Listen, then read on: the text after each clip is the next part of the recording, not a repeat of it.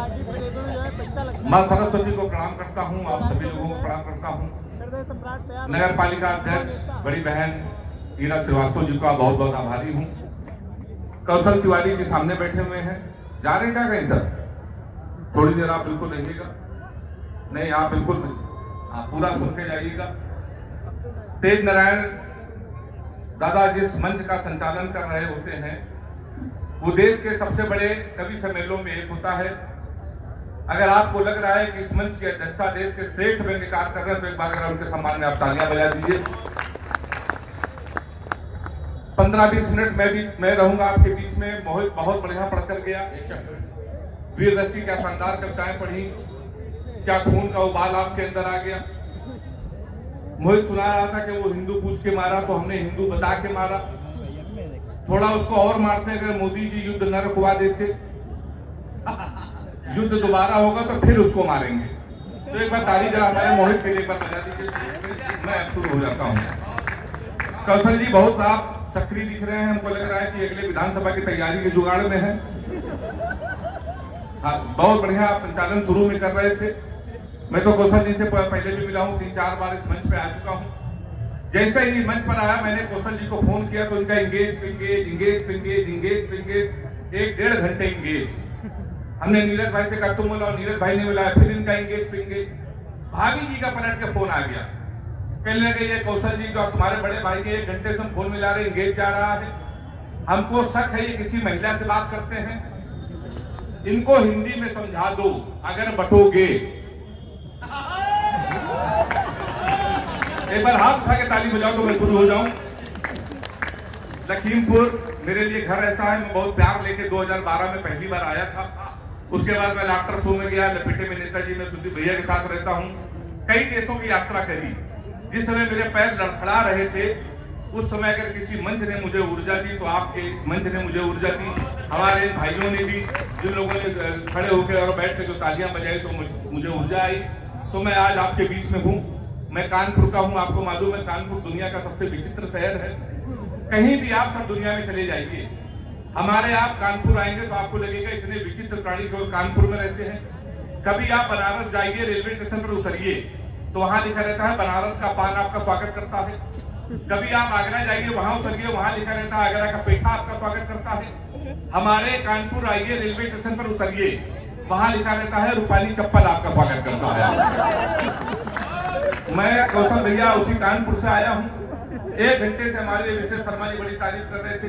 हमारे लखीमपुर के नेता बहुत अच्छे हैं, लखीमपुर के नेता बहुत अच्छे हैं भाई साहब। निश्चित रूप से लखीमपुर के नेता बहुत अच्छे हैं, मैं सैल्यूट करता हूँ। पर कौशल जी ऐसा नहीं कि हमारे कानपुर के नेता खराब हैं। मोदी जी ने सफाई अभियान पूरे देश में कर रखा है। हमारे कानपुर में भी सफाई अभियान चल रहा है। अभी 1 महीने पहले हमारे कानपुर के विधायक ने वृक्ष लगाया पौधा, उसको आधे घंटे बाद बकरे ने खा लिया। शाम को विधायक जी ने बकरे को खा लिया। तो मैं साहब उसी कानपुर से आया। दुनिया में आप कहीं चले जाइए। अभी मैं मुंबई में लाफ्टर शो की शूटिंग कर रहा था सोनी चैनल में। तो वहां से लौट कर आया, एयरपोर्ट पर उतरा तो मेरी घड़ी खराब। मैंने जीवन का सबसे बड़ा पाप ये किया कि कानपुर वाले से टाइम पूछ दिया। हमने कहा भैया टाइम क्या हो रहा है? तो उनसे कहने लगा ऐसा गुरु तुरंत यहाँ से निकल लो, टाइम बहुत खराब है। हमारे मुंह बिल्कुल मत लगना, नहीं तो तुम्हारा टाइम भी खराब हो जाएगा। तो हमने कहा टाइम ना बता, ये बताते तेरा मूड क्यों खराब है। उसका जवाब सुनना, लखीमपुर वालों हाथ उठा के ताली बजाना। हमने कहा तुम्हारा मूड क्यों खराब है?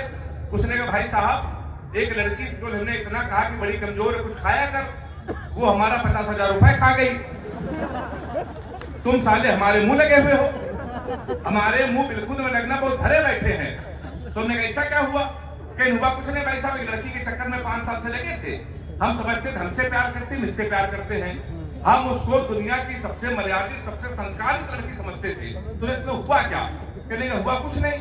हमारे यहाँ नगर पालिका का चुनाव चल रहा, उसको मिल गई है पार्षद की टिकट। पूरे शहर में होर्डिंग लगी है, युवा दिलों की धड़कन पुष्पा पाल।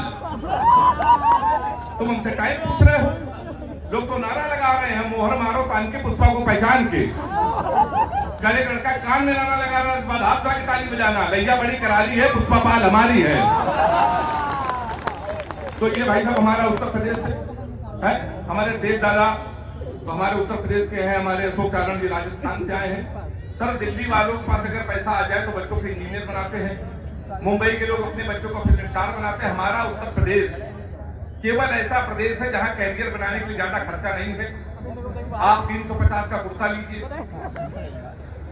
250 का सफेद पैजामा, 300 के सफेद जूते, 50 रुपए का काला चश्मा, 40 रुपए में गले में डालने वाला गौछा, हमारा तैयार हो जाता है युवा हृदय सम्राट। ये केवल हमारे उत्तर प्रदेश में होता है। अच्छा भाई साहब देख रहे हैं हम क्या क्या पहन के आए हैं, केवल चश्मे की कमी है, गौछा आपका वही वाला है। एक बार ताली बजाइए हाथ उठा के जोरदार हमारे भाई साहब के लिए। ये भाई साहब क्या किया, हमारा उत्तर प्रदेश देखिए ऐसा ही है। अलग अलग लोग सर अलग अलग कैरियर बनाते हैं। दक्षिण भारत के लोग कैरियर बनाते हैं, लोग वहां के लोग कैरियर बनाते हैं IIT, MTech, BTech। बिहार के लोग कैरियर बनाते हैं IAS, PCS, UPSC। हमारे उत्तर प्रदेश के लोग लखीमपुर, कानपुर, लखनऊ के लोग कैरियर बनाते हैं भंडारा, युवा नेता, पैदल मार्च, विधायक के साथ बिताए हुए कुछ व्यक्तिगत पल। ये हमारा उत्तर प्रदेश है भाई साहब। लोग बड़ी तुलना करते हैं कौशल जी, कहने यार हरियाणा के लोगों को देखो स्वर्ण पदक जीत के आते हैं, पंजाब के लोगों को देखो, तुम्हारे उत्तर प्रदेश के लोग कितने नकारा कितने आलसी हैं। तो हमें बड़ा खराब लगा। हमने कहा भाई साहब ऐसा नहीं है। हरियाणा के बच्चों में उत्तर प्रदेश के बच्चों में जमीन आसमान का अंतर है। हरियाणा का बच्चा सुबह सब 4 बजे जगता है, सबसे पहले जाता है जिम, 4-5 घंटे जिम करता है, मॉर्निंग वॉक करता है। हिंदुस्तान टाइम से पढ़ता है, फिर वो सो जाता है, शाम को 6 बजे फिर वो सो के उठता है, फिर वो जिम जाता है, 2-4 घंटे टहलता है, फल खाता है, फिर वो सो जाता है। हमारे उत्तर प्रदेश के लड़के लखीमपुर, सीतापुर, कानपुर के लड़के सुबह 9:30 बजे सो के उठते हैं, वो भी तब जब उनका बाप उनको लतियाता है। सबसे पहले वो जाता है घर के नजदीक पुलिस चौकी, दरोगा जी के साथ एक सेल्फी लेता है, फेसबुक पे पोस्ट करता है, नए चौकी इंचार्ज रामकिशोर कनौजिया भाई साहब का सानिध्य प्राप्त हुआ, करता ना भाई साहब। फिर वो सो जाता है, 7 बजे सो के उठता है, उसी दरोगा को प्रेशर में लेने के लिए स्पीकर खोल के फोन करता है, दरोगा जी नमस्कार, पहचाना? अब दरोगा जी समझते उस समय तो उसके मुंह न लगे, उस समय तो उसके लगी हुई है, दरोगा उसका फोन काट देता है। वही दरोगा 12 बजे मारते मारते उसको थाने लेके आता, अपनी सेल्फी डालता है वो दरोगा, कौशल भैया 100 ग्राम चरस साथ धरे गए। ये वाले नहीं, हमारे कानपुर वाले। फिर 3 दिन बाद लोकल विधायक उसकी पैरवी करता है, फिर वो छूट के आता है, शहर का सबसे बड़ा भंडारा करवाता है, भंडारे में गरम पूरी गोली चलवा देता है, फिर वो मंत्री बनता है। उत्तर प्रदेश वाले मंत्री बनने के लिए ताली एक बार हाथ उठा के आप जोरदार बजा सकते हैं। देखिए हमारे प्रशासन के लोग भी बैठे हैं, मैं आपको प्रणाम करता हूँ। तब बचपन में मैं भी पुलिस का बड़ा अधिकारी बनना चाहता था, जब मैं नहीं बन पाया तो मैंने कानपुर में अपना पर्सनल थाना खोल लिया। फिर हमारे पिताजी ने हमको असली थाना दिखाया। पर आपको बात नहीं मालूम होगा, थाना नाम किसने दिया सर? थाना नाम हमारे कानपुर ने दिया। थाना हमारे दरोगा जी जब किसी से कुछ कबूल करवाना होता है, किसी को पकड़ कर लेके आते हैं, एक सिपाही खंबा पकड़वाता है, दूसरा लठ चलाता है, दूसरा पूछता है कुछ घटना में था, मुंडी हिला के कहता ना था ना, वहीं से थाना नाम आया है। जब तालियां जोरदार बजा सकते हैं हमारे उत्तर प्रदेश के लिए। और सर लखीमपुर वाले तो कितने अद्भुत लोग हैं।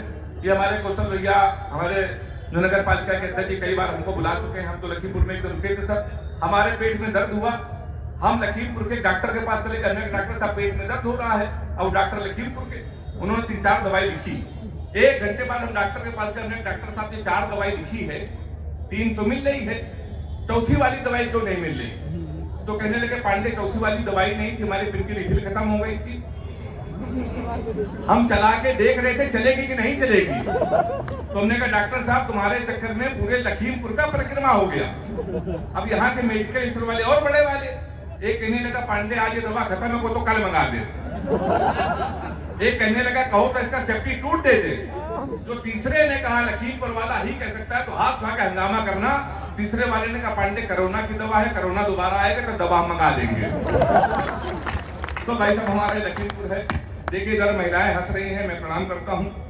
जितने भी पति अपनी पत्नियों को लेके आए हैं मैं उनको सैल्यूट करता हूँ। इनको आप कभी सम्मेलन में लेके आइए, चारों धाम की यात्रा कराइए, इनके साथ कभी शॉपिंग मत करना। जीवन भर आप रोएंगे, मैं रो रहा हूँ। सर गुरु जी 3 दिन पहले हमारी पत्नी को शॉपिंग मॉल में ले गई, कहेंगे रोज इस टीवी में तुम्हें कुछ कपड़े दिला रहे हैं। हमने कहा दिला दो। उसने दुकान वाले को बोला, उसने कहा भैया तुम इसको शर्ट दिखाओ। 10-12 शर्ट उसने दिखाया। हमारी पत्नी ने हमसे पूछा नीली वाली शर्ट कैसी है। जितने भी लोग आगे के पंक्ति में हैं अपने सीने पे हाथ रखे कसम खाएं, अगर आपकी पत्नी आपसे कोई चीज पूछ ले कैसी है तो आपको डर के मारे कहना पड़ेगा अच्छी है, आपको हाँ में हाँ मिलानी पड़ेगी। हमारी पत्नी ने हमसे पूछा नीली वाली शर्ट कैसी है, हमने कहा नीली वाली अच्छी है। कहने लगी 2 ले ले, हमने कहा 2 ले लो। कहने लगी 2 ज्यादा हो जाएगी, हमने कहा 2 ज्यादा हो जाएगी। कहने लगी लेकिन आगे काम आएगी, तो हमने कहा आगे काम आएगी। कहने लगी नीली वाली खिलेगी, हमने कहा नीली वाली खिलेगी। कहने लगी पीली वाली का कोई जवाब नहीं, हमने कहा पीली वाली का कोई जवाब नहीं है। बोली नारंगी वाली पहन लोगे तो देवर न लगोगे, हमने कहा नारंगी वाली पहनेंगे तो देवर न लगेंगे। कहने सबसे अच्छी हरी वाली लग रही है, हमने हरी वाली बहुत अच्छी लग रही है। बोली पसंद है, हमने कहा पसंद है। उसने कहा भाई हरी वाली शर्ट पसंद है, पैक कर दो। हरी वाली शर्ट पैक करा के आए, पहली धुलाई में हरी वाली ने कलर छोड़ दिया। अब वो बेलन लेके हमारे पास आई, कहने लगी मैं 3 घंटे से कह रही थी लाल वाली ले लो। ताली हाथ उठा के बताओ, हमारा हाथ यही रहेगा। तो सर ये अगर झूठ न कहा, क्या आप नीला पहन के आए? सर आपको प्रणाम है। आप ही पार्षद है यहाँ के? सर नहीं है। अच्छा भाभी ये हैं क्या? मैं आपको प्रणाम करता हूँ। मैं पार्षदों के साथ बहुत इज्जत करता हूँ। तो बहुत अच्छा आप लोग सुन रहे हैं सर। तो आप अगर अपनी पत्नी से सर झूठ ना बोले तो आपको कभी खाना नसीब नहीं हो सकता है। हिंदुस्तान में केवल एक महापुरुष ऐसे थे कि आपको तेज दादा ने बताया, केवल एक महापुरुष ऐसे थे लखीमपुर वालों जिन्होंने अपनी पत्नी से कभी झूठ नहीं बोला, राजा हरिश्चंद्र। उन्होंने अपनी पत्नी से कभी झूठ नहीं बोला क्योंकि उनकी पत्नी ने 3 बातें कभी नहीं पूछी। मैं कैसी लग रही हूं, फोन किसका था, कहां से आ रहे हो। 3 बातें आपसे भी नहीं पूछी जाएंगी तो आप भी नहीं झूठ बोलोगे। तो एक बार ताली आप जोरदार बजा दो। 2 कवित्रियां पीछे बैठी हुई हैं, सची श्रेया जी, प्रीति पांडे जी। लखीमपुर को बिगाड़ने का पूरा ठेका यही लेके आ जाएंगे हैं। ये आपको प्यार मोहब्बत की बातें करके भटकाने की कोशिश करेंगे। मुझसे बिल्कुल आशा मत रखना, मैंने आज तक कभी प्यार नहीं किया है। एक भी प्रेमिका मेरे नहीं है। पर ऐसा नहीं प्रेमिकाएं नहीं थी, 15 प्रेमिकाएं थी जब योगी जी की सरकार नहीं थी तब। जिस दिन योगी जी उत्तर प्रदेश के मुख्यमंत्री बने, हमने सबसे राखी बंधवा लिया। क्योंकि सर उत्तर प्रदेश में सबसे ज्यादा कुटाई किसी की हुई तो प्यार करने वालों की हुई। मैं प्यार मोहब्बत से भाई साहब बहुत दूर रहता हूँ, उसके कई कारण है। किसी लड़की को गौर से देख लो तो कहीं भी देखो कैसे कुत्ते की तरह देख रहा है, ना देखो तो कहीं भी कुत्ता देख भी नहीं रहा है। तो सब मैं बहुत दूर रहता हूँ। तो ये हमारे अशोक भाई कहने आप प्यार मोहब्बत से दूर करो, तो मैं इनको 4 लाइन सुनाई, आपको सुना रहे। तालियों का महोत्सव करना कि फूल तुझे देने के लिए सस्ते में ले लिया, देखे ना कोई इसलिए बस्ते में ले लिया। फूल तुझे देने को निकले थे जाने मन, पर बजरंग दल वालों ने उसे रास्ते में ले लिया। मैं बहुत रोता हूँ प्यार मोहब्बत से। साहब आप किसी लड़की से कोई भी क्वेश्चन पूछ रहे, इतना उटपटांग जवाब देती हैं। हमने एक लड़की से पूछा, हमने कहा तुम्हारा फेवरेट कलर क्या है? हमसे कहने लगी स्टूपिड कहीं की, कोई नेचुरल क्वेश्चन नहीं पूछ सकते। तो हमने पूछा, हमने कहा 0.5।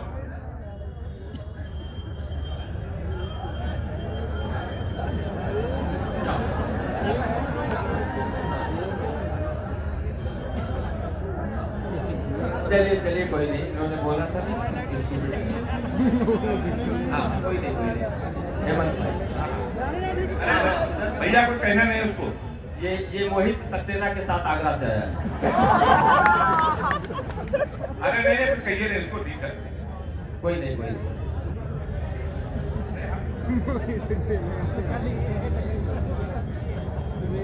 स्वागत है हेमंत भाई, एक बार ताली बजाओ, हेमंत भाई शुरू हो जाए। नहीं ठीक है, सब देखिए ऐसा है, हमारे चाहने वाले हैं सब। बता रहे हैं कानपुर के चाहने वाले ऐसे ही होते हैं। हमारे आधे चाहने वाले तो जेल में बंद है कानपुर में। हाँ तो मेरे को ये मोहब्बत है, लोगों की मोहब्बत होनी चाहिए। तो सब मैं आपको बता रहा हाँ अरे नहीं सब चलता रहता है, सब मस्ती वाले लोग हैं। लखीमपुर हमारे परिवार की तरह है, कोई दिक्कत नहीं है, बैठा दीजिए, कुछ कहिएगा नहीं इनको, ठीक है। तो सर मैं आपको बता रहा था, थोड़ा सा देखे तार कमर टूट गया है, एक बार सारे लोग जोरदार से हाथ उठा के तालियां बजाएं तो मैं फिर शुरू हो जाऊं दोबारा। तो मैं आपको बता रहा था सर, हम लोग प्यार मोहब्बत से दूर रहते हैं। किसी लड़की से कोई भी क्वेश्चन आप पूछ लो, इतना उटपटांग जवाब देती है। हमने लड़की से पूछा, हमने कहा तुम्हारा फेवरेट कलर क्या है? हमसे कहने लगी कोई मैच्योर क्वेश्चन नहीं पूछ सकते। तो हमने पूछा, हमने कहा 0.8 मिलीलीटर सल्फ्यूरिक एसिड को न्यूट्रलाइज करने के लिए कितने मोल बाइकार्बोनेट की जरूरत पड़ेगी? तब उसने बता रहा हमारा फेवरेट कलर पिंक है। मैं तो नीरज भाई के बगल में बैठा था, हमसे कह रहे हेमंत भाई नाम में कुछ नहीं रखा, नाम में कुछ नहीं रखा। सर ये बिल्कुल सही कह रहे, नाम में कुछ नहीं रखा। मुस्कान नाम था उसका, हमारा नुकसान करके चली गई। फिर हम रोशनी नाम की लड़की में शिफ्ट हुए, 2.5 साल उसने भी हमको अंधेरे में रखा। तो सही का नाम कुछ नहीं रखा है। लड़कियों को देखिए, ये अपने बॉयफ्रेंड का नाम मोबाइल में सेव करती है, my honey baby, my sweetheart, my जानू, माई डार्लिंग। इन लखीमपुर के लड़कों को देखिए, ये लड़कियों का नाम मोबाइल में सेव करते हैं पप्पू हलवाई, राशिद प्लम्बर, मुन्ना हवलदार। ताली बजाइए हाथ उठा के जोरदार। क्या बढ़िया आप सुन रहे हैं। तो मैं सर दुबई गया, दुबई में एक शो था अंदाज़े बयां। दुबई में गया, कमाल वाली ने फोन किया, कहने हमने सुना है दुबई में हो। तो हमने कैसे ही सुना है, कहने कि हमारे लिए एक सोने की चैन ले आना। तो हमने कहा क्यों, कहने कि एक तो दुबई में सोना सस्ता है, जीवन भर में तुमको याद करती रहूंगी। तो हमने कहा पगली हम चैन नहीं लाएंगे फिर भी याद करती रहोगी। उसने पूछा कैसे, हमने कहा जीवन पर सोचो कि हरामखोर से पहली बार कुछ लाने को कहा था, कि वहां से भी खाली हाथ चला आया। तो सर मैंने तो सबक ले लिया है, लखीमपुर वालों आप भी ले लो, अपनी प्रेमिका को कभी भी रुलाना नहीं चाहिए, क्योंकि 7-8 हरामखोर उसका आंसू पूछने के लिए हमेशा तैयार रहते हैं। मैं बोल रहा हूँ भाई साहब, आपको मालूम है देख हमारे तेज नारायण दादा इस कवि सम्मेलन की अध्यक्षता कर रहे हैं। जो जितना बड़ा स्टार होता है उसको इतनी बड़ी कुर्सी मिलती है। हम लोग छोटे स्टार हैं, हम लोगों पे लड़कियां कम मरती हैं। हम लोग अगर किसी लड़की से कहते हैं कि हम तुमसे मिलना चाहते हैं, तो हमसे कहेगी हमसे मिलेगी तुम्हारी जूती। देश दादा देश के सबसे बड़े व्यक्तिकार हैं, जिनके ऊपर इतनी लड़कियां सर मरती हैं। वैलेंटाइन में इतने गिफ्ट आते हैं कि सर खुद नहीं गिन पाते। हम अगर किसी लड़की से कहते हैं तुमसे मिलना चाहते हैं, हमसे कहेगी हमसे मिलेगी तुम्हारी जूती। मान लीजिए अगर तेज दादा कह दे हम तुमसे मिलना चाहते हैं, तो वहां से जवाब आता है आंखें अपनी चार करेंगे, तुमसे केवल प्यार करेंगे। तुम राजा हो हीर हूं मैं, दिखने में कश्मीर हूं मैं 16 श्रृंगार लगूंगी, पूरी कुतुब मीनार लगूंगी। दूध के हम तो धुले हुए हैं, द्वार हमारे खुले हुए हैं। तो जो मन में हो गाओ राजा, कुंडी ना खटकाओ राजा, अंदर आओ राजा। देखिए अध्यक्ष जी का भी आशीर्वाद मिल गया। अध्यक्ष जी सोच रहे हमारे मन की बात इसको कैसे पता है, लेकिन कभी कभी पता होता है। तो सर हम लोग बताया भोले भाले लोग हैं, कानपुर उत्तर प्रदेश के लोग। फिर उसने हमको फोन किया, हम तुम्हें कमरे में बंद हो चाबी खो जाए।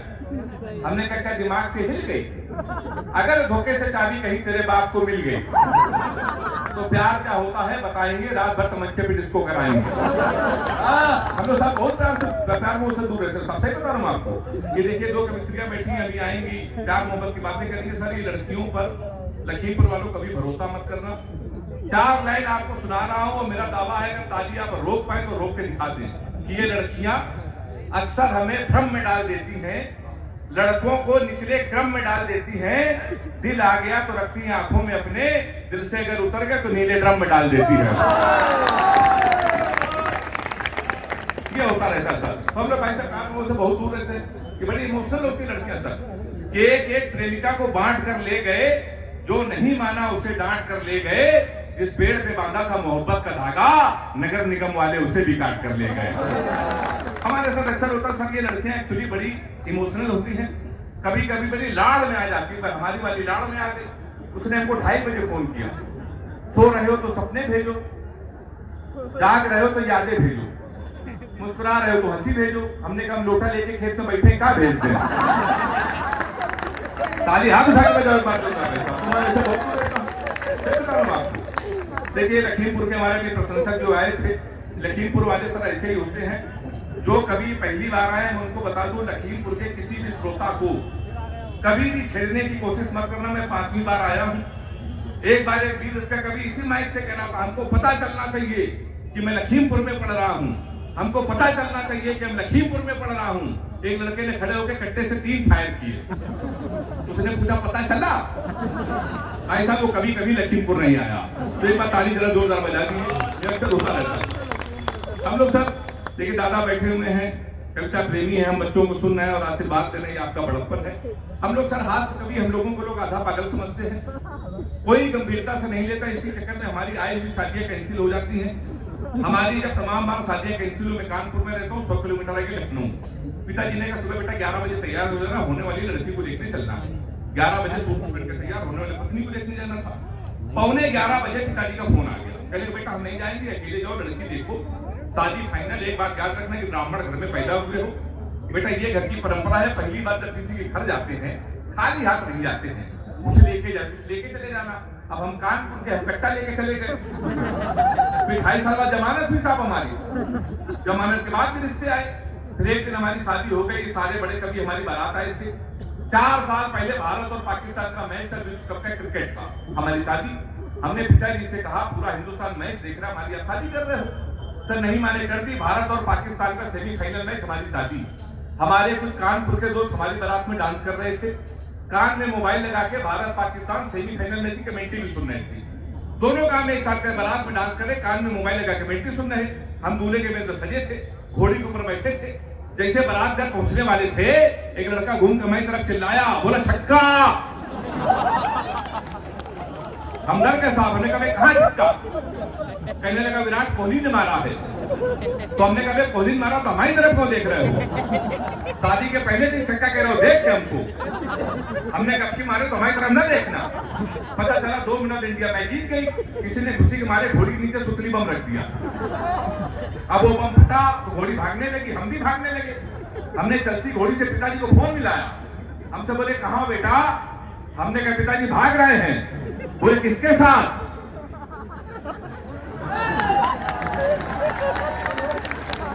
शादी तो हम लोग ऐसे बजा रहे, उसमें बारात आए थे, ये हमारे कुछ दोस्त आए भी थे, हमारे भाई हैं। हमने कहा घोड़ी के साथ। बोले तो शर्म नहीं आती भागना, किसी लड़की के साथ भाग जाते। हमने कहा पिताजी वो बहक गई थी। कहने लगे यार घोड़ी बहकी है, कल को गधी बहकी तो उसके साथ भाग जाओगे।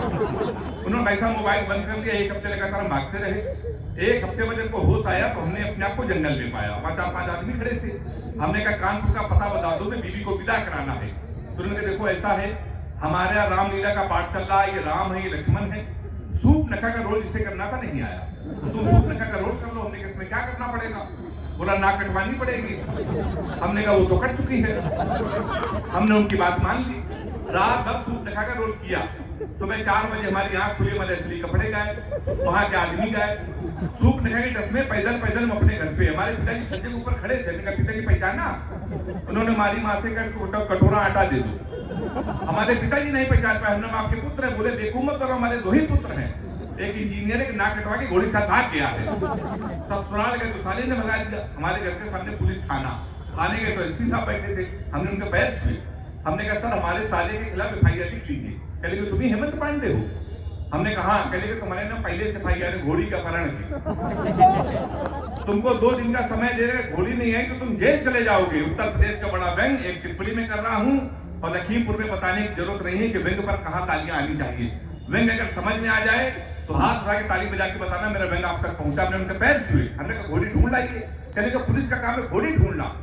हमने कहा ढूंढ लाइए। कहने का पुलिस के इतने बड़े गाड़ी घोड़ी ढूंढना है। हमने कहा एसपी साहब भैंस तो आप ढूंढ लाए थे।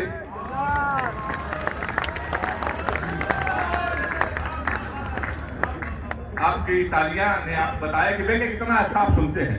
हम लोगों ने बताया सर हम लोग उत्तर प्रदेश के लोग हैं, हमारे अगर अचानक पैसा आ जाए तो पिताजी फार्चूनर लेके आते हैं, और पैसा आ जाए तो लड़कों के लिए राइफल लेके आते हैं।